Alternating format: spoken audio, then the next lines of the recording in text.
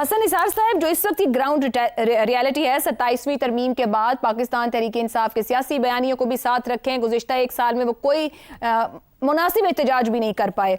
फवाद चौधरी जिस तरह का दावा कर रहे हैं, जिस सियासी इस्तेहकाम की बात कर रहे हैं, आपको लग रहा है कि उनका दावा दुरुस्त है? क्या वाकई कोई ऐसी मुलाकात हुई? क्या वाकई हुकूमत कोई सियासी इस्तेहकाम के लिए मुलाकातें चाहती है, बानी पीटीआई के रिलीफ के लिए कुछ चाहती है? देखिए, बीच में आपने एक जुमला बोला कि पीटीआई की असल ताकत इमरान खान, तो उसमें तो रियलिटी के अलावा है ही कुछ नहीं। बाकी पीटीआई क्या है? और यही हमारी सियासत का मिजाज है रोज़े अव्वल से, पहली बात। दूसरी बात, आप मुझे बताएं, मेरी याददाश्त जरा कमज़ोर हो गई है, इमरान को जेल में कितना अरसा हो चुका है? 2.5 साल के करीब, मेरा ख्याल से। गलत बात नहीं, 2 साल चंद महीने, 23 में मेरा ख्याल अगस्त। तो 2 साल चंद महीने। तो भाई आपको इतनी जल्दी किस बात की है? वो सब्र से बैठा है, आप भी जरा सब्र कर लें। दावा दुरुस्त हुआ तो ऐसा हो जाएगा, अंदाजा गलत साबित हुआ तो ऐसा नहीं होगा। या फवाद चौधरी साहब को कह रहे हैं कि वो सब्र कर लें जरा, कि अगर वो आराम से अंदर बैठे तो फवाद साहब बाहर आराम से बैठे। नहीं, मैं आपको भी कह रहा हूँ, फवाद चौधरी मैं तो कुछ कर ही नहीं रही, आपको भी कह रहा हूँ।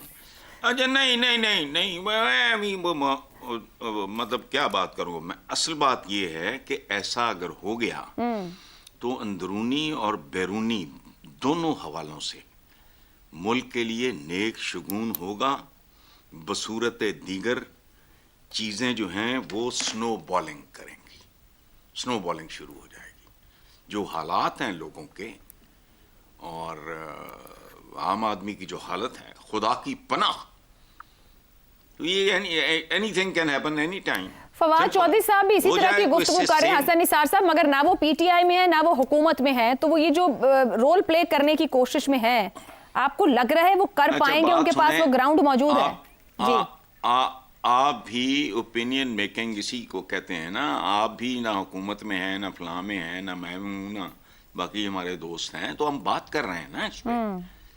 तो अगर वो को बहुत मजबूत ताकतवर कदम नहीं है, इवन देन वो हो ना हो, पाकिस्तानी तो वो है, साबिक उनका वो एक वजीर है, सेंसिबल आदमी है, पॉलिटिकल फैमिली से है, फहम रखता है, तो कोशिश कर रहा है, बहुत अच्छी बात है। और मेरी तो दुआ है अल्लाह करे ऐसा हो जाए। ये मुल्क टेक ऑफ इन हालात में सवाल ही नहीं पैदा होता, कोई क्रेडिबिलिटी नहीं है, सीधी बात। ये बैनुल-अक़वामी क्या, मोदी भी डार्लिंग थी, बैनुल-अक़वामी कोई चीज नहीं होती, ये मौसम की तरह बदलता रहता है भाई, छोड़ो, that's of no consequence at all. और अगली फेज में जो मुल्क जा रहा है, इसके अलावा चारा कोई नहीं।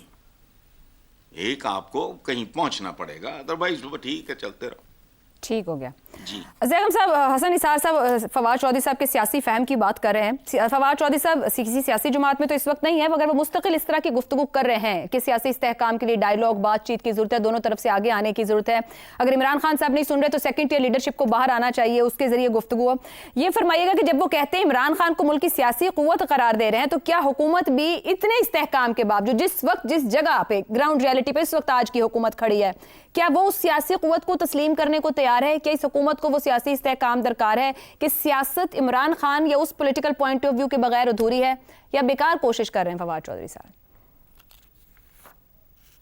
जब सियासतदान सियासी जमात में ना हो और सियासी जमात में होना चाह रहा हो, तो इसका मतलब है वो गैर मुतल्लिक हो रहा है, वो रेलिवेंट हो रहा है। अब चौधरी साहब जो हैं, चौधरी फवाद साहब अपना लुच तलने की कोशिश कर रहे हैं, लेकिन उनको कढ़ाई के कोई करीब आने नहीं दे रहा। उन्होंने इमरान इस्माइल और महमूद मौलवी साहब के साथ मिलकर एक रिकन्सिलिएशन ग्रुप बनाया। अब रिकन्सिलिएशन ग्रुप का क्या मतलब है कि वो दोनों तरफ मिल रहे हैं और दोनों तरफ अपने आप को रेलिवेंट करने की कोशिश कर रहे हैं। अब एक तरफ तो उनको ओपनिंग मिली है, उनका जो दावा है कि वो सीनियर वज़रा से राब्ते में हैं, वो जो इत्तेहाद हैं उनके कायद से राब्ते में हैं, वो चेयरमैन सेनेट से राब्ते में हैं, यानी हुकूमती साइड से तो उनको ओपनिंग मिली है।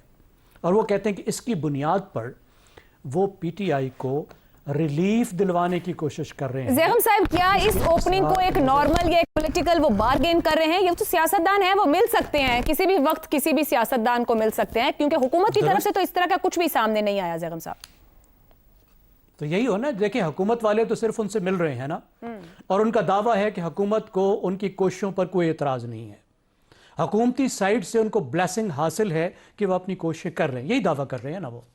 लेकिन सवाल ये है कि क्या दूसरी साइड में, दूसरी पार्टी में उनकी कोई क्रेडिबिलिटी है, क्या उनको ओपनिंग अवेलेबल है?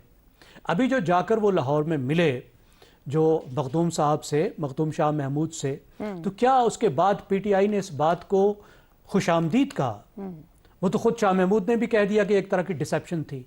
पीटीआई में तो उनके खिलाफ एक मुहिम चलनी शुरू हो गई। कोई ऐसा बयान हमें इमरान खान की तरफ से भी नहीं आया जिन्होंने कहा हो कि हाँ हम इस कोशिश को ब्लेस करते हैं।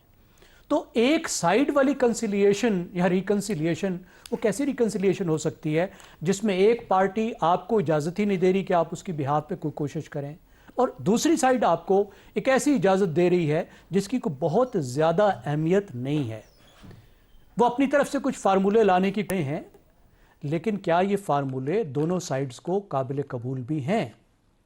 इस वक्त तो बज़ाहिर नहीं लग रहा कि जो दूसरी साइड है, जो हुकूमती साइड है, वो एक पॉलिटिकल तौर पर थोड़ी सी ओपनिंग देने को तैयार है, लेकिन पीटीआई तो उतनी ओपनिंग लेना नहीं चाहती। पीटीआई तो मुसलसल उसका मौक़िफ़ रहा है कि हम दूसरी सियासी जमातों से बात नहीं करेंगे, हम बात करेंगे तो सिर्फ इस्टेब्लिशमेंट से करेंगे, और इस्टेब्लिशमेंट का मौक़िफ़ मुसलसल ये रहा है कि आप बात करेंगे अगर तो सियासी जमातों से करेंगे, और आप 9 मई के वाक़यात की माफ़ी भी मांगेंगे।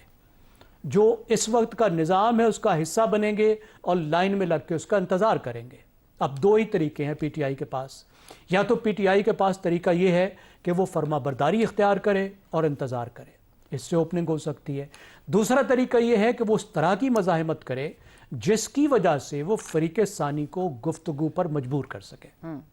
अब पहली बात पर पीटीआई तैयार नहीं है, और जो दूसरी बात है मज़ाहमत की, उसकी वो बार बार कोशिश करते हैं लेकिन उसमें कामयाब नहीं हो रहे। मेरे ख्याल में हुकूमत की एक हद तक तो ख्वाहिश ज़रूर है कि मुल्क में टेम्परेचर कम हो, क्योंकि टेम्परेचर कम होगा तो उसके लिए हुकूमत आसान होगी। लेकिन टेम्परेचर के कम करने के लिए जो पीटीआई की शर्त है, जो पीटीआई को रिलीफ चाहिए, वो तो इमरान खान की रिहाई है। उससे कम कोई रिलीफ तो उनके लिए हैसियत ही नहीं रखता।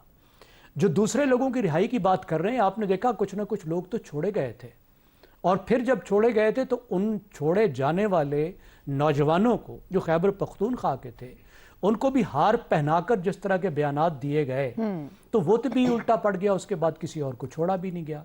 तो इस वक्त तो कोई ऐसा माहौल नज़र नहीं आता, मुझे कोई ऐसी रीज़न नज़र नहीं आती, या तो कोई बहुत बड़ी कौमी रीज़न के पीछे जाए हुकूमत, लेकिन हुकूमत क्यों जाए?